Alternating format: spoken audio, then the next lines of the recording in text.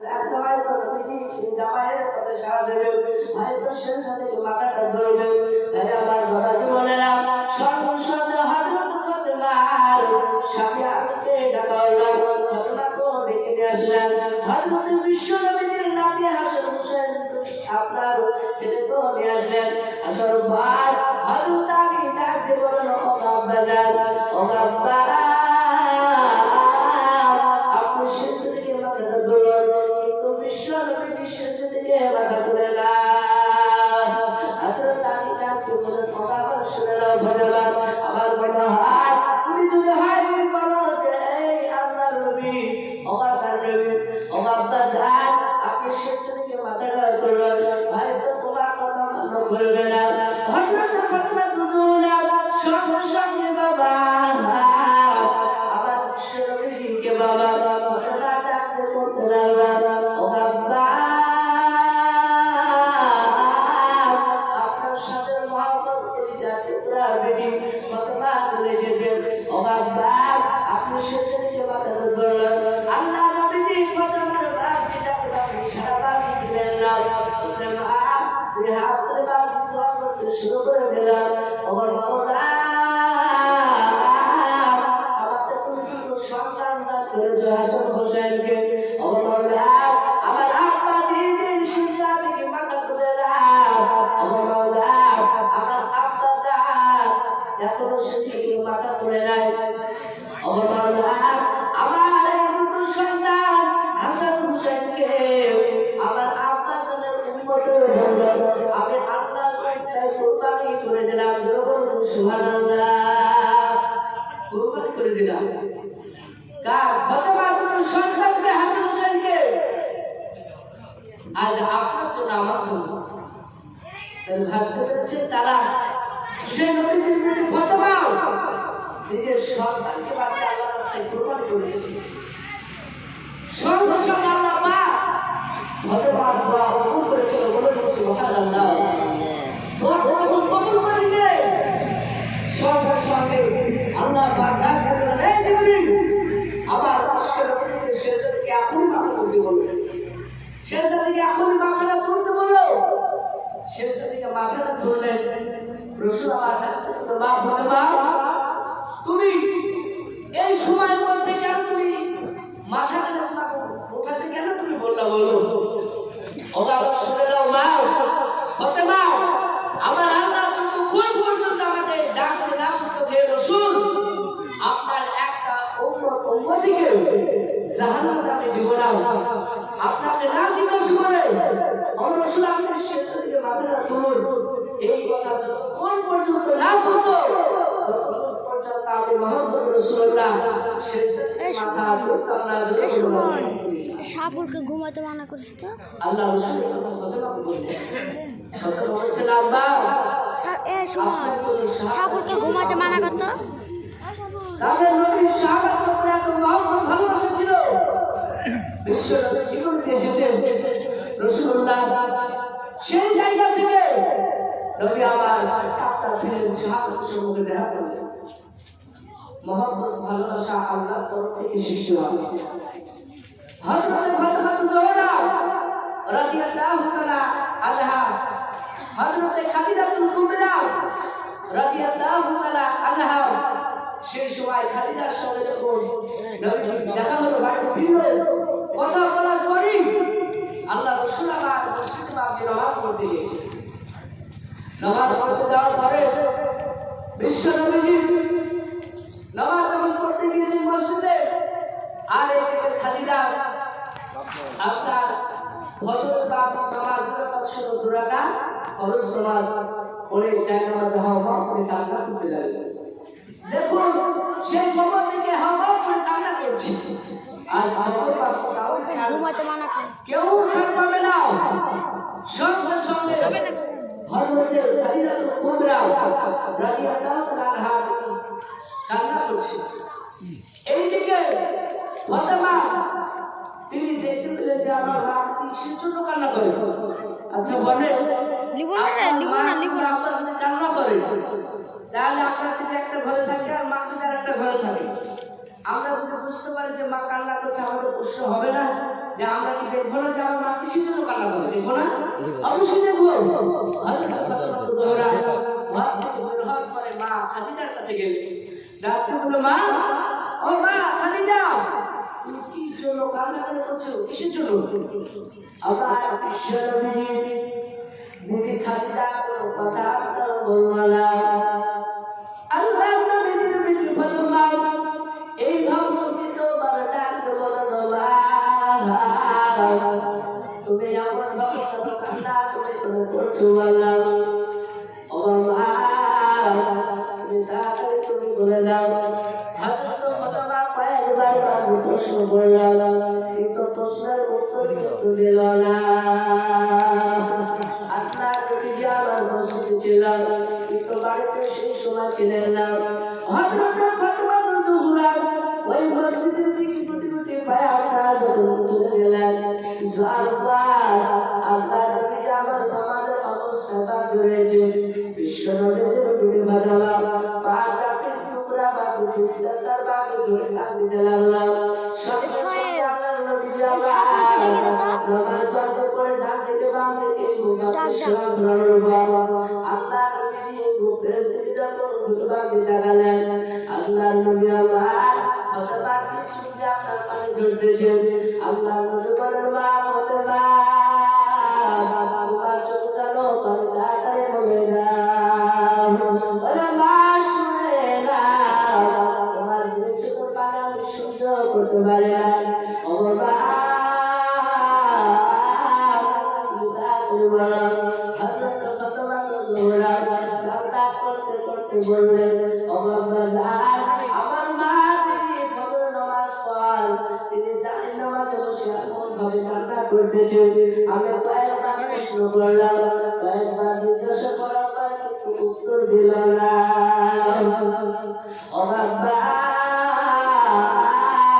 আমার মনে হয় আপনি এখন আমার মা খাদিজার কাছে চলে যান।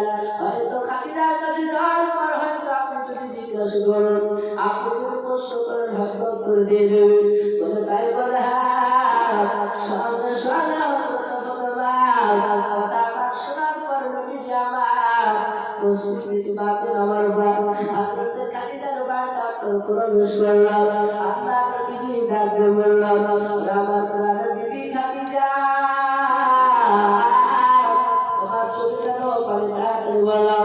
হযরত খাদিজা কুবরা তিনি কান্না পুচ্ছা ডাকতে বলল, আল্লাহ নবীজি শুনে রাখ, আমি কি কারণে কান্না করছি আপনি বুঝতে পারেন নাই? বলে না, আমার বিবি খাদিজা,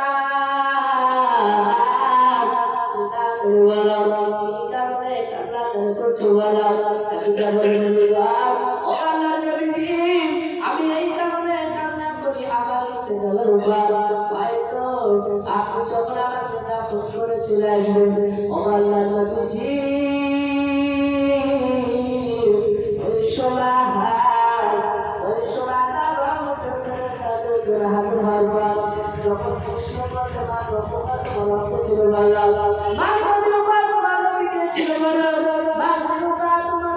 ছিল বলো, ওই প্রশ্ন হয়তো আমি উত্তর দিতে পারবো না। সেই জন্য আমি খবর দিতে ভয় পাই। আমার মামুনেরা হয়তো খবর দিয়ে চিন্তা করে, যদি করতো তাহলে হয়তো নামাজ আপনি ছেড়ে করতো। রোজার মাসে কত ভোর আসলে আপনারা বলে যে হলো এই রোজা মুসলিম আসলে আপনি যেমন ধরলেন এই জোহরের নামাজ পড়ে না, আপনার আসরের নামাজ পড়ে না, তখন জিজ্ঞেস করেন। আর রোজা যখন আপনার শেষ, ওদের নামাজও শেষ। আপনাদের এলাকার মামলার মনে এরকম করে না, করে করে এখানে বলে আল্লাহ ভাবছি আমাদের এলাকায় এরকম। আমি প্রত্যেক মা বোনেদেরকে বলবো, নামাজ না হলে ইচ্ছেন না, নামাজ আমাদের খরচ করছে, তাই নামাজ আদায় করবে। খালি মা বোনেদেরকে বলছি তা নয়, বাচ্চাদেরকে ভাইদেরকে বলছি, সকলে নামাজ পড়বে। কারণ এই নামাজ আপনার কাল কিয়ামতের ময়দানে সর্বপ্রথম হিসাব দেওয়া হবে। সেই দিন আপনার আল্লাহ হিসাব নেবে।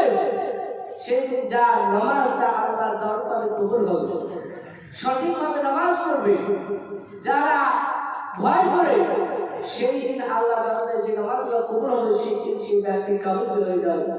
যাদের নামাজ কবুল হবে না তারা সেদিন ক্ষতিগ্রস্ত পড়ে যাবে। তাই প্রত্যেকটা বাচ্চা ভাইদেরকে বলবো, সে আল্লাহ রসুল যে কাজে খুশি হবে সেই কাজ আমাদের করতে হবে, তাই কি আমাদের করতে হবে। বিশ্ব নবীজির বিবি খাদিজা তিনি কান্না করছেন, আল্লাহ তোমাকে আমি কয়েকটা নসিহত করতে শুনে দাও।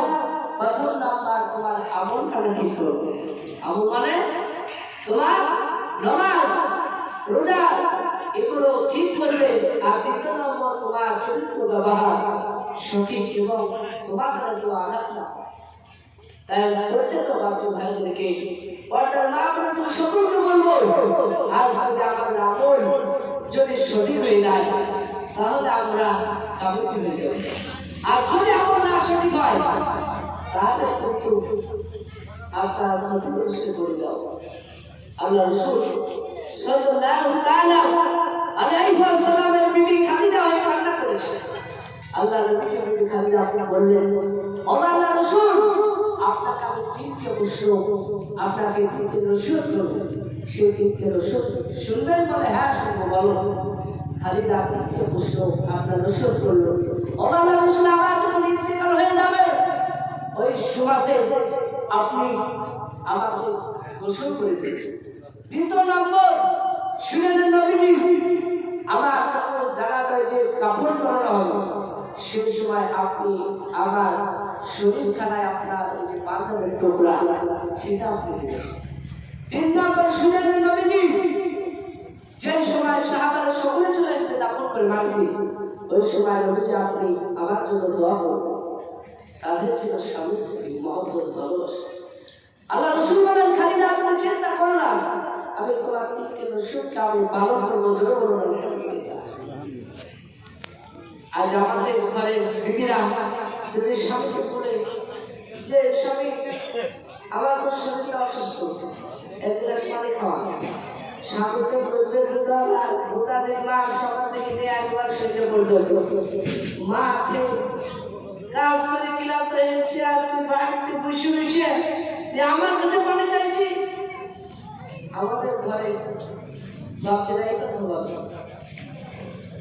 তারপরে যাবে না, তেনাকে দেখতে হবে, যদি অসুস্থ হয় তাহলে সে পানিটা এনে দিতে হবে। আবার এক শ্রেণী আপনার মেয়েরাও দেখা যায় মাঠে, আপনার সকাল 6টার সময় মাঠে গিয়েছে, মাঠে আপনার মাঠের আপনার ভুই মেরে সে বাড়িতে ফিরেছে। ওই সময় স্বামীকে বলছেন, তুমি আমার জন্য 1 গ্লাস শরবত তুলে দাও, পানি দাও। তখন তুমি বলছে, দেখতে পাচ্ছ না আমি কাজ করছি, তুমি নিতে পারছো না? এরকম কথা বলে। আপনাদের দেখে আছে নিতে পারবো না, আমাদের দেখে এরকম হলো। বাচ্চা শোনাগালের কথা বলা যাবে না। বিশ্ব নবীজি খাদিজা আপনার রাসূলের উপরে আপনার স্বামী স্ত্রী এত মহব্বত ভালোবাসা ছিল। নবী বলে, যারা স্বামী স্ত্রী মহব্বত ভালোবাসা সৃষ্টি করবে তারা আমার সুন্নতকে ভালোবাসবে। জোরে সুবহানাল্লাহ। নবী বলে, যারা সুন্নতকে ভালোবাসবে তারা আমার সঙ্গে জান্নাতে থাকবে। বলবেন না সুবহানাল্লাহ? সেই নবীজি তার বিবি খাদিজা আপনার স্বামী স্ত্রী মহব্বত ভালোবাসা ছিল। খাদিজার কাছ থেকে রাসূলুল্লাহ চলে আসলেন। আসার পর আপনার নবীজি যখন আপনার ইন্তিকাল হবে ওই সময়তে কিতাবে লিখছে, ইন্তিকাল পূর্বে রাসূল আমার আরেকটা জায়গায় বাবজি কলেমার দাও নিয়ে গিয়েছিল। সেই জায়গায় রাসূলুল্লাহ আমার হয়তো ভাবলো যে আমি মানুষকে তায়েফের নিকট থেকে আমি আসলাম, আবার হয় তা আমি মদিনায় যাব, আবার আমি কলেমার দাও দিতে লাগবো। রাসূলুল্লাহ বাকি কলেমার দাও আবার দিয়েছিলেন। এমনকি সাহাবার আপনার দ্বারাই সাহাবাদেরকে এমনকি পাঠিয়েছিলেন কলেমার দাও করা ছাড়ে না। নবীজি আমার খাদিজার কাছে আসলেন, খাদিজাকে বললেন, বিবি রে, আমার শোনে না বিবি, আমার আল্লাহ পাক আমাকে সুখে যে পাঠিয়েছে, আমি আমার মানুষের দাঁড়িয়ে দাঁড়িয়ে আমি তার দাম দেবো। রসুল আমার কথা বলে বাড়িতে যখন আপনার তিনি বসে আছেন, ওই সময়তে আপনার ইন্তিকালের সময়, যখন নবীজির ইন্তিকাল হবে সেই সময় নবীজি কান্না করছেন, আর এই দিকে হযরত ফাতেমা জোহরা তিনিও কান্না করতে লাগলেন। আপনার নবীজি আমার ফাতেমার কান্না দেখে নবী আমার সহ্য করতে পারে না। আল্লাহ নবী বলেন, মা ফাতেমা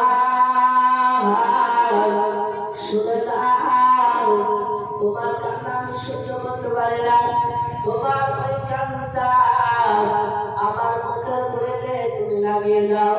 সঙ্গে সঙ্গে বাবা হযরত ফাতেমা জোহরা রাদিয়াল্লাহু তাআলা সঙ্গে সঙ্গে নবীজির আপনার ওই কান্না ফাতেমার কান্না নবীজির আপনার কানের উপরেতে লেগে গেল। আল্লাহ নবীজি আমার ডাক দিয়ে বললেন, মা ফাতেমা তুমি খুব কান্না করো না, শুনে না আমার ইন্তিকালের পর সর্বপ্রথম তোমার সাথে আমার দেখা হবে না।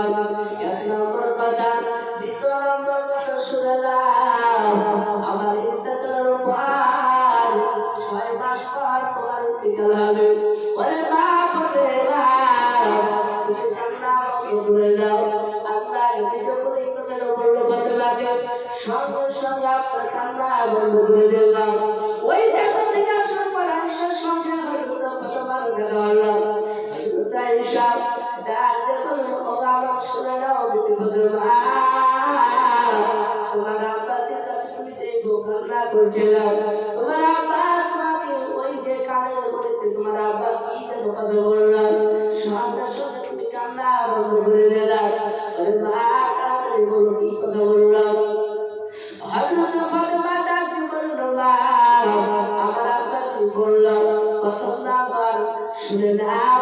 ও আমার আব্বা জানো, আমার মা প্রথম নাম্বার কথা বলল শুনে নাও। আব্বা জানেন ইন্তিকালের পর আব্বার সঙ্গে প্রথম আমার সর্বপ্রথম দেখা হবে। দ্বিতীয় নাম্বার কথা শুনে নাও, আমার নবীজি আমার আব্বার ইন্তিকালের পর 6 মাস পর আমার ইন্তিকাল হবে। এই কথাটা বলে বাবা আল্লাহ রাসূলের বাপ চারা দেখে যখন ফাতেমা হয়ে গেল, আর দুনিয়াতে বিশ্ব নবীজি বেঁচে না। শুকর করুন, ইন্না লিল্লাহি ওয়া ইন্না ইলাইহি রাজিউন।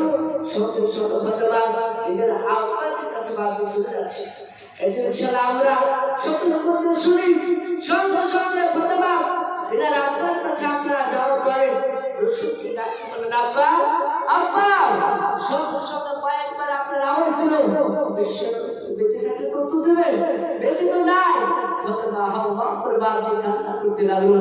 আল্লাহ নবীজির ভিডিও ফাতেমা ডাক বলেন, আব্বা আপনি আমাকে ছেড়ে চলে যাচ্ছেন, আমি সহ্য করতে পারি না।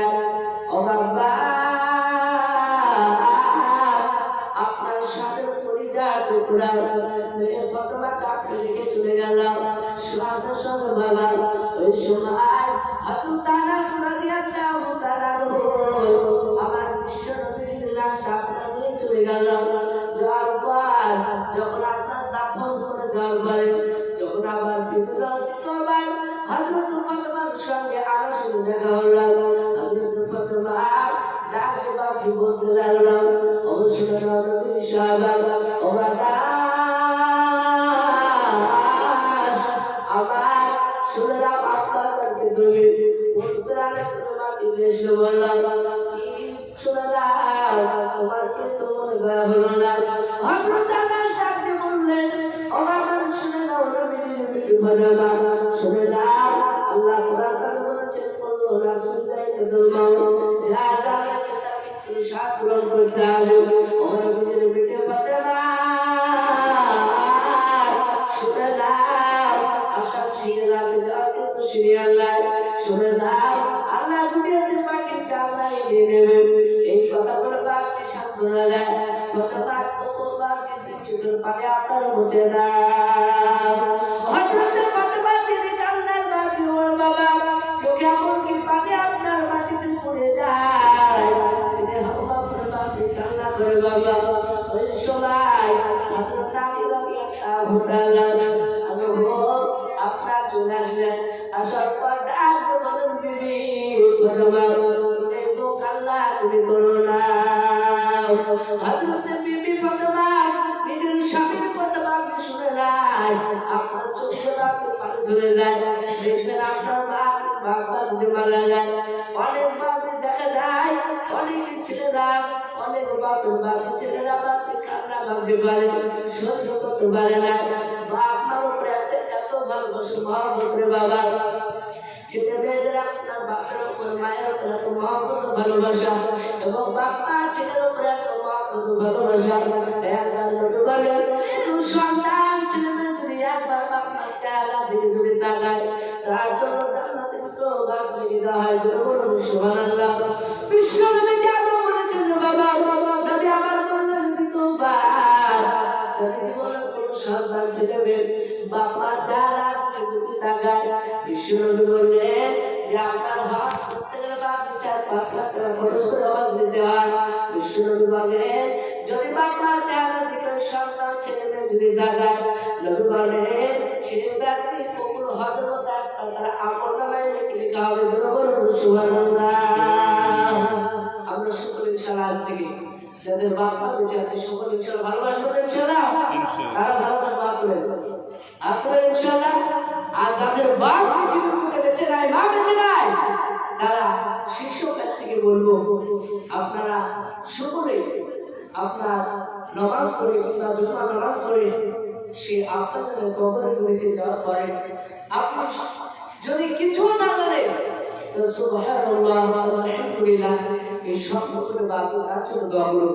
কারণ আল্লাহ রাসূল বললেন যে আপনার কোনো সন্তান ছেলে মেয়ে যদি বাপ মার জন্য দোয়া করে অবশ্যই তার দোয়া কবুল হবে বলুন সুবহানাল্লাহ এবং ছেলে মেয়ের জন্য বাপ মা যদি দোয়া করে তার দোয়া কবুল হবে আল্লাহ রাসূল সাল্লাল্লাহু আলাইহি ওয়াসাল্লাম থেকে বলেছেন একজন সাহাবা হযরত আলকামা রাদিয়াল্লাহু তাআলা বিশিষ্ট সাহাবা ছিলেন সেই সাহাবা আপনার নবীজির এক নয় দুই নয় নবীজি আপনার অনেক দিন খেদমত বাজি করছিলেন খেদমত করতে করতে ওই আলকামা মৃত্যুর সময় দুনিয়ার সমস্ত কথা বের হচ্ছে কিন্তু ওই মৌতের সময় কলমা বেশি হচ্ছে না করছে না জবাব থেকে বের হয় না সাহাবা বাকি কিছু সাহাবাকে খবর দিল সাহাবা আপনার নবীজিকে খবর দিল রাসূলুল্লাহ চলে আসলেন আবার নবীজি সঙ্গে সঙ্গে বাবা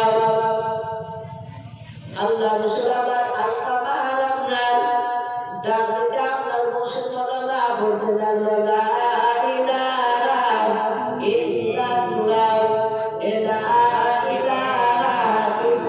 ইল্লাল্লাহ লা ইলাহা ইল্লাল্লাহ লা ইলাহা ইল্লাল্লাহ এতনিদ কাদাউকার আরামে তনিদ কাদাউকার আরামে এবারে ওয়ালা কালে ওয়ালা আকালে ওয়ালা ইলাহা ইল্লাল্লাহ লা ইলাহা ইল্লাল্লাহ মুহাম্মাদুর রাসূলুল্লাহ সাল্লাল্লাহু তাআলা আলাইহি ওয়াসাল্লাম জামাত আলকামার ডান থেকে আপনার বসে আপনার পড়তে লাগলো ওমার বলে লা ইলাহা ইল্লাল্লাহ মুহাম্মাদুর রাসূলুল্লাহ সঙ্গে সঙ্গে হযরত আলকামা আপনার এই ডান দিক থেকে বাম দিকে মক্কায় ফিরে গেল আল্লাহ নবীজি আপনার বাম দিকে বসে বাবা আল্লাহ রাসূল ডাকতে বলল আলকামা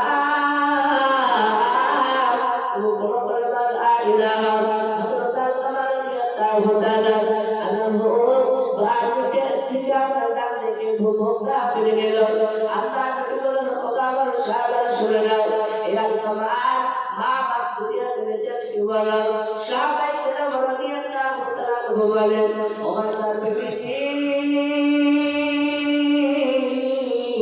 এই সাহাবা আলকামা বাপ পৃথিবীর মুখে বেঁচে না মা বেঁচে আছে বলে তাই বলে হ্যাঁ সঙ্গে সঙ্গে আল্লাহর নবী বলেন নিশ্চয় ওনার মা হয়তো আঘাতে কথা বলেছেন, সেই জন্য কলেমা বের হয় না। আল্লাহ রাসূল বলেন, ও বাবা শাবাব শুনে নাও, ওই আলকামার মাকে ডেকে নিয়ে আসো। হযরত আলকামা রাদিয়াল্লাহু তাআলা আনহুর মাকে আপনার ডেকে নিয়ে আসা হলো। আপনার দেখবেন অনেক সন্তানেরা মা বাবা জি সন্তানেরা যখন দোষ করে, ওই দোষ করার কারণে রাগের সময় বাপ মায়ের বাপকে অনেক বাজে সে ছেলেদের উপরে বাপ যে আঘাত করে মারে, অনেকেই গালাগালি দেয়, কিন্তু পরে আপনার ক্ষমা করে দেয়। হযরত আলকামা রাদিয়াল্লাহু তাআলা আনহু তার মা আসলেন, আসার পর আল্লাহর নবীজি ডাক দিয়ে বললেন, ও আলকামার মা শুনে নেন, আপনার সন্তান কি আপনাকে আঘাত দিয়ে কথা কেন বলেছেন কি বললেন? হযরত আলকামার মা দুই চোখ দিয়ে আপনার পানি ঝরে দেয়।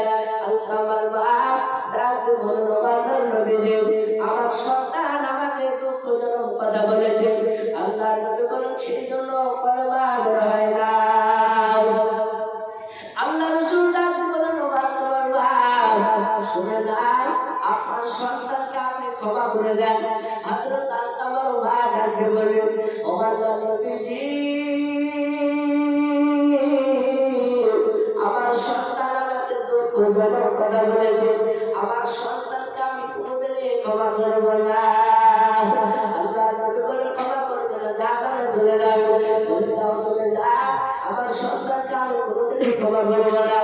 সঙ্গে সঙ্গে আল্লাহর তরফ থেকে হুকুম হলো, আপনার কাঠ আপনার সংগ্রহ করার পর আপনার কাঠ ওই আপনার আগুন দিয়ে বাবা, ওই আপনার আগুন জ্বালিয়ে বাবা ওই হযরত আলকামাকে আগুনে ফেলবে মানুষের লোকে।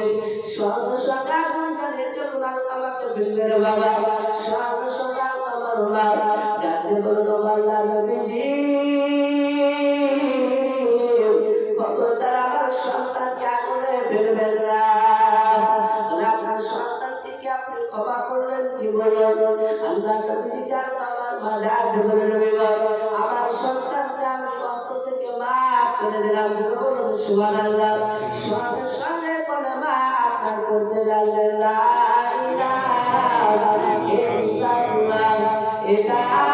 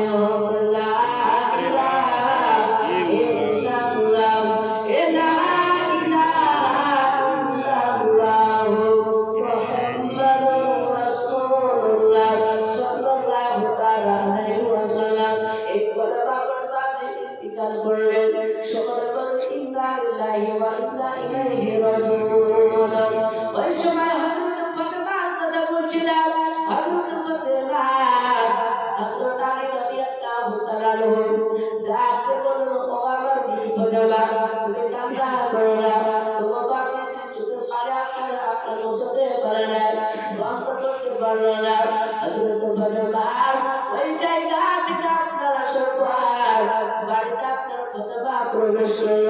বাড়িতে যাওয়ার পর দুটো সন্তান হাসান হুসাইন বাদী যখন ছিল, তাদেরকে আপনার ভালো পানিতে আপনার গোসল করে দিলেন।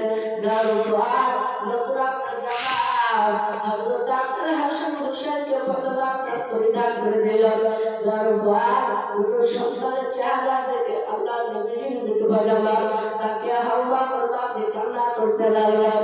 ডাকছে বদর বাবা,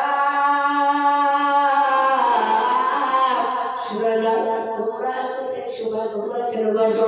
সঙ্গে সঙ্গে ওই জায়গা থেকে হযরত ফাতেমা তিনি আপনার ওই জায়গা থেকে আপনার জবের বাপকে আটা দিয়ে বাবা রুটি আপনার তৈরি করতে বসলাম। আমি সবাই হযরত আলী রাদিয়াল্লাহু তাআলা বাড়িতে প্রবেশ করলাম। করার পর আমি ডাক বলে আমার কি বললাম, ও বাবা কি বললাম, প্রবেশ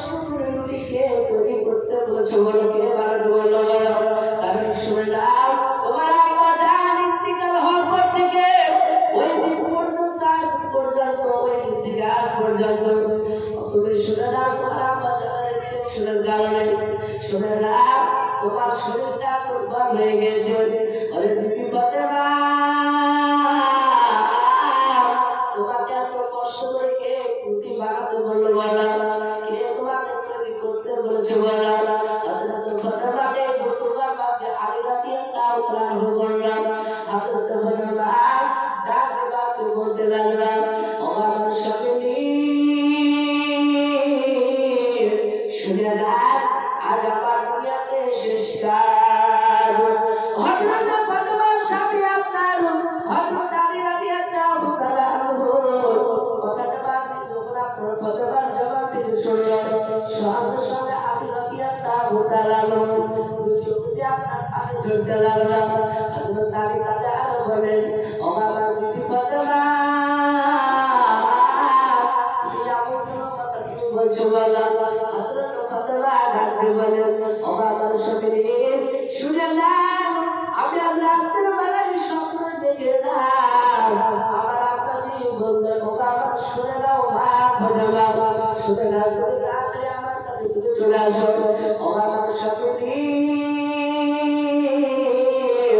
আজ ইন্তিকাল না হলে আগামীকাল হয়ে যাবে হযরত ফাতেমা কথা শুনে হযরত আলী রাদিয়াল্লাহু তাআলা আনহু আওয়াজ দিয়ে কান্না করতে লাগলো আরে কাঁদা আর বলো বিবি তুমি এমন কথা তুমি বলছো বলো বলে হ্যাঁ স্বামী আমি আর দুনিয়াতে বেঁচে থাকবো না আমার মৌতের সময় চলে এসেছে সর্ব বাবা ফাতেমা তিনি কান্না করতে করতে বলেছিলাম ও আমার স্বামী আমার দ্বারা যদি আপনার সঙ্গে বিবাহ করতে গেলে আজ পর্যন্ত যদি আপনি আমার দ্বারা যদি আঘাত পেয়ে থাকেন তাহলে অল্প থেকে মাফ করে দেন হযরত আলী রাদিয়াল্লাহু তাআলা আনহু দুই চোখ দিয়ে পানি আপনার করে যায় সঙ্গে করে নিয়ে বাবা ওই জায়গা থেকে আপনার চলে গেলেন যার পাশাপাশি কবর গুলিতে ভাবে আপনার ডান দিকে বাম দিকে কবর গুলিটার দিকে তাকে হযরত হাসান হুসাইন হযরত আলী রাদিয়াল্লাহু তাআলা আনহু তিনজন মিলে ভাবে তাকে রয়েছে ওই জায়গা থেকে বাবা হযরত ফাতেমা জোহরা এই সময় রুটি আপনার তৈরি করার পর হযরত আবু বকর আপনার বিবি হযরত ফাতেমার নানিমা হয় ওই নানিমাকে ডাকতে বলুন শুনে নাও এই আমার রুটি টুকরো করা শুনে নাও আমার স্বামী হযরত আলী আর আমার দুটো যে কলিজা টুকরা সন্তান হাসান হুসাইন তারা যখন আসবে তাদেরকে তুমি রুটিগুলো খেতে দেবে বলে তাই বলে হ্যাঁ সঙ্গে সঙ্গে হযরত আবু বকরের বিবি ডাকতে বলুন ও আমার শুনে নাও ফাতেমা তুমি চিন্তা করবে না তোমার দায়িত্ব আমি অবশ্যই পালন করব এই কথা বলার পর হযরত ফাতেমা জোহরা ওই জায়গা থেকে বাড়িতে আপনার প্রবেশ করলো আপনার নিজের বাড়িতে প্রবেশ করার পর তিনি কান্না করেন এই দেখে হযরত বিশ্বনবীর জামাই হযরত আলী আর হাসান হুসাইন তিনজন মিলে বাবা আবু বকরের বাড়িতে যখন প্রবেশ করলো প্রবেশ করার পর আবু বকরের বিবি বাবা ওই রুটির টুকরোটা বাবা রুটিগুলো হযরত হাসান হুসাইনকে আপনার খেতে দিল আর সঙ্গে সঙ্গে আলীকে আপনার খেতে দিল আর সঙ্গে সঙ্গে বাবা হযরত আলী রাদিয়াল্লাহু তাআলা আনহু আর হাসান হুসাইন বাবা ওই রুটির টুকরোটা তুলে বাড়ি যখন খেতে যাবে রে বাবা হযরত হাসান হুসাইন ডাকতে বলে আলী শুনে নাও আমার মা কোথায় বলা বলে মা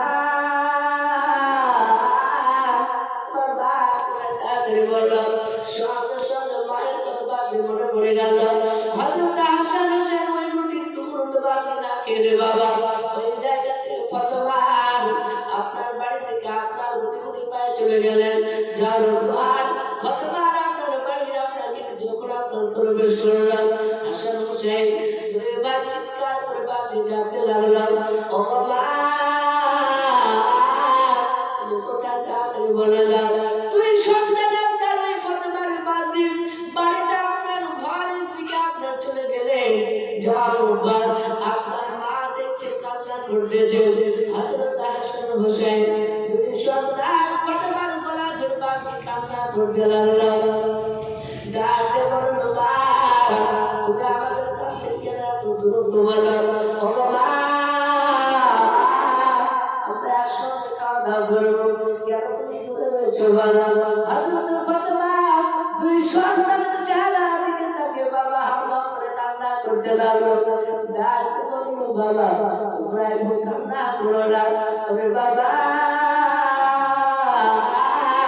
তোমার দাদার খবরটা আমার পুনরায় দ্বিতীয়বার জিয়ারতে আসো।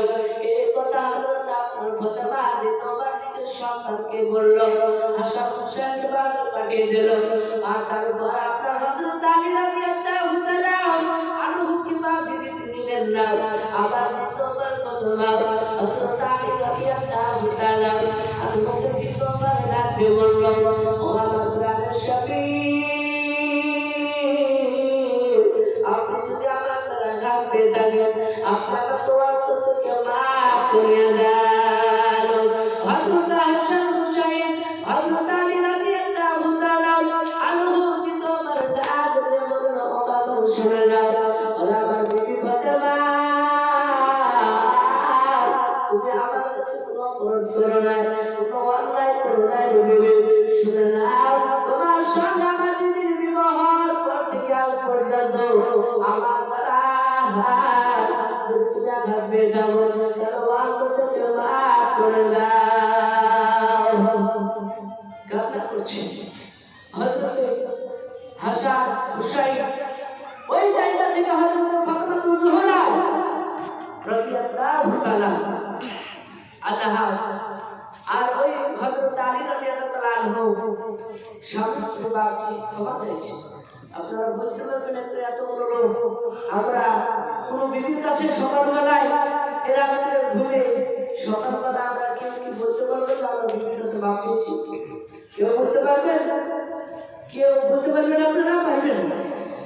মাপ চেয়ে নেওয়া উচিত, দরকার, এবং বিবিও বাপির স্বামীদের কাছে মাপ চেয়ে নেওয়া উচিত, দরকার।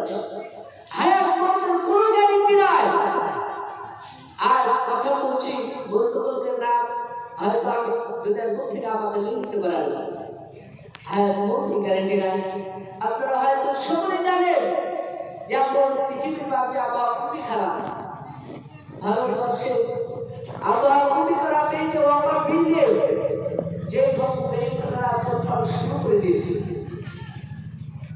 আজ এখনো মুসলমান যদি ইমানকে যদি মজবুত করে এখনো বেঈমানেরা গোটা পৃথিবী বেঈমানেরা একত্রিত হয়ে মুসলমানকে হারাতে পারবে না।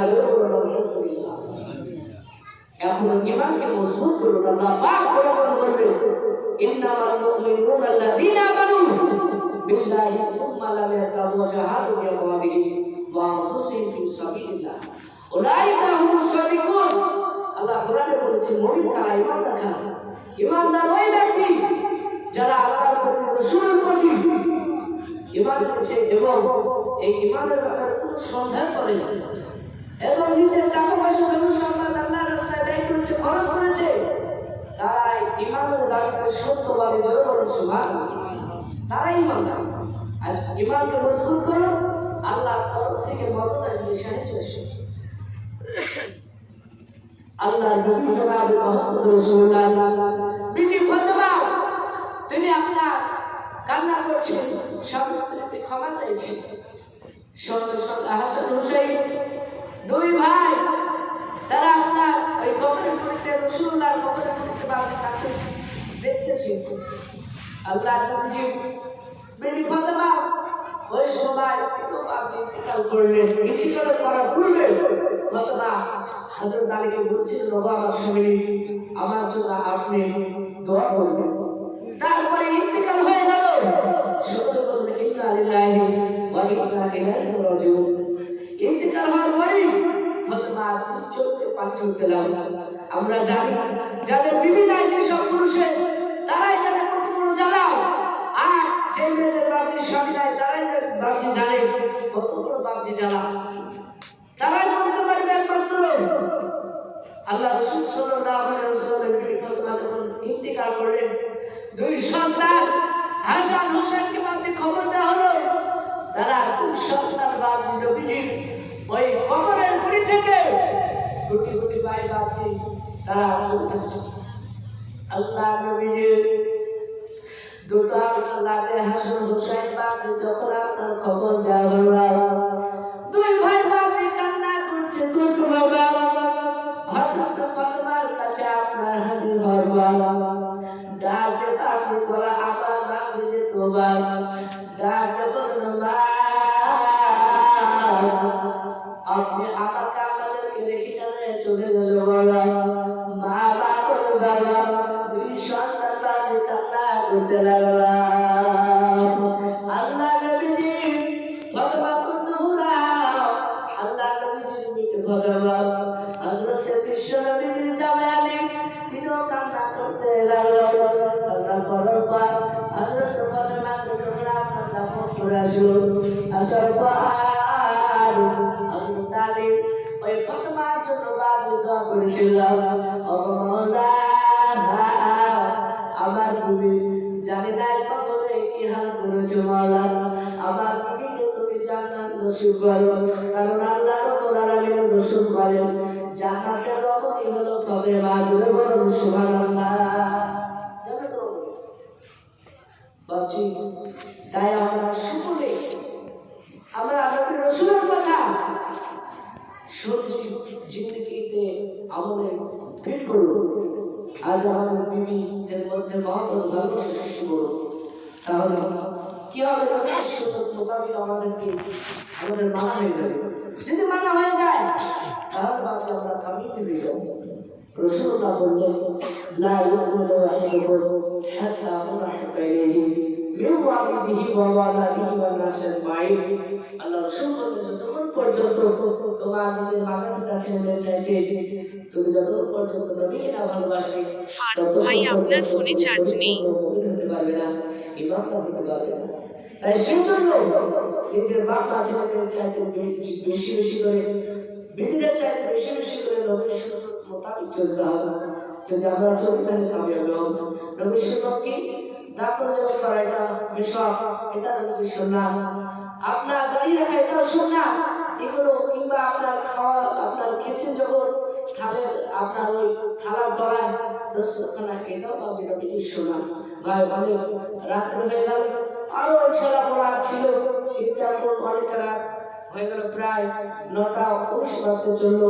ইনশাআল্লাহ আমরা সকলে পরে যদি আপনারা আমাদের সঙ্গে নিয়ে আসেন, হয়তো আরো বিশ্ব নবীর কথা বাকি গোটা রাত করে বাকি করাতে পারবো না, সে নবীর রাসূলের কথা গোটা রাত করে বাকি করাতে পারবো না।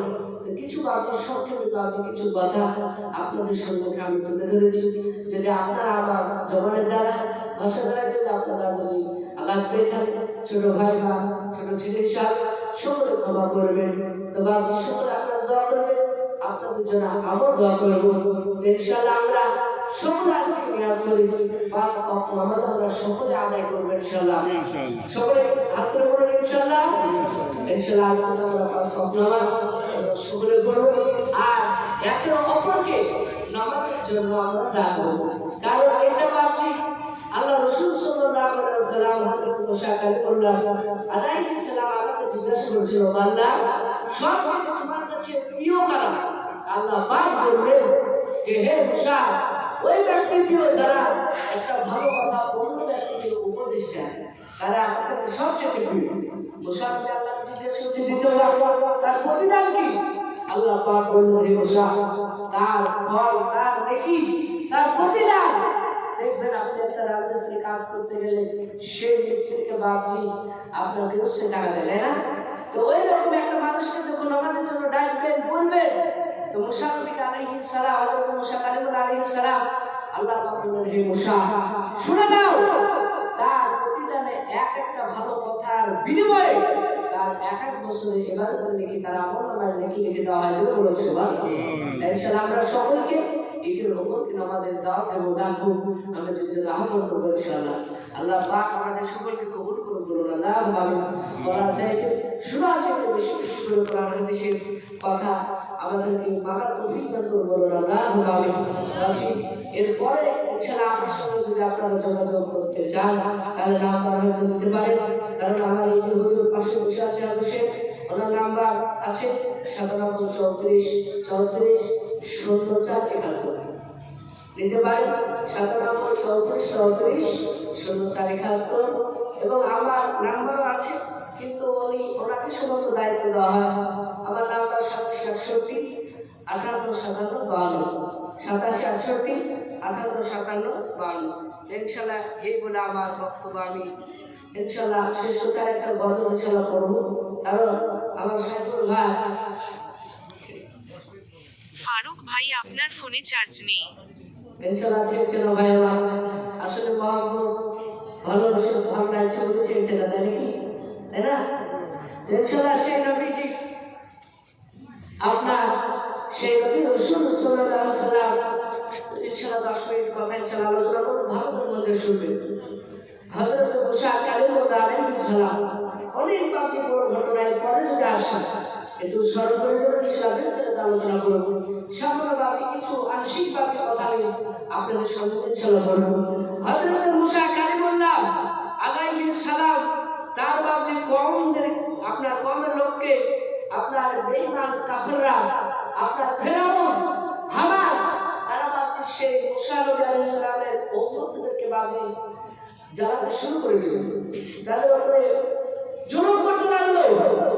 আজ যেমন ধরনের মোদী সরকার আমাদের নবীজির সেই উম্মতদের উপরে জ্বালাচ্ছে কিনা, ওই রকম এই বেঈমান ফেরাউন তিনিও আপনার ওই মুসা নবীর উম্মতদের উপরে বিশাল ষড়যন্ত্র করতে লাগলো, ষড়যন্ত্র করতে শুরু করে দিল।